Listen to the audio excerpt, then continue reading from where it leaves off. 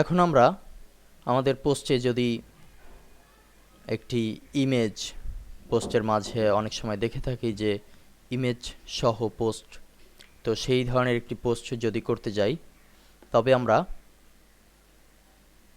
নতুন পোস্ট নেব, কিংবা আমাদের যে পোস্টগুলো করা হয়েছে তাতে এডিট করে দেখালেও হবে, সিস্টেম সম্পূর্ণ এক। আমরা এডিট অপশনে যাচ্ছি, আমরা এখানে একটি ইমেজ দিব, ইমেজটি আনবো অ্যাড অ্যান ইমেজ এই অপশনে ক্লিকের মাধ্যমে।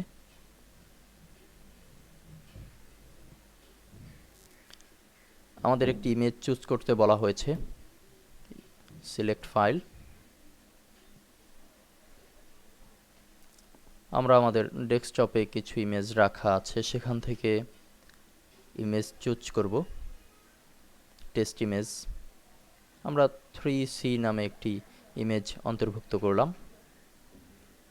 ইমেজটি দেখতে পাচ্ছি। এবার ইমেজটিকে আমরা সেন্টার দিলাম যাতে করে মাঝখানে প্রদর্শিত হয়। এখানে মিডিয়াম সাইজ দেওয়া হয়েছে। ইমেজে আপনি চাইলে টাইটেল লিখতে পারেন, অল্টারনেট টেক্সট লিখতে পারেন, ডেসক্রিপশন লিখতে পারেন, বিভিন্ন কিছু আপনি চাইলে এখান থেকে পরিবর্তন করতে পারেন।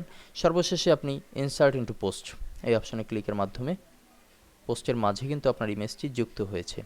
তো আমরা এখন যদি আপডেট দেই, কিংবা আমার যদি পোস্টটি নতুন হতো তবে দিতাম পাবলিশ, এখানেই পেতাম অপশনটা। আপডেট অপশনে ক্লিক করছি, আমাদের পোস্ট কিন্তু ভিউ পোস্টের মাধ্যমে, কিংবা আমরা যদি রিলোড দেই পোস্টের মাঝে, তবে আমরা কিন্তু আমাদের ইমেজটি যথারীতি মাঝে দেখতে পাচ্ছি।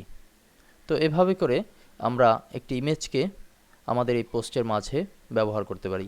শুধু একটি নয়, একাধিক ইমেজকে প্রয়োজনীয় স্থান অনুযায়ী যদি ব্যবহার করি তবেই আমরা ব্যবহার করতে পারবো।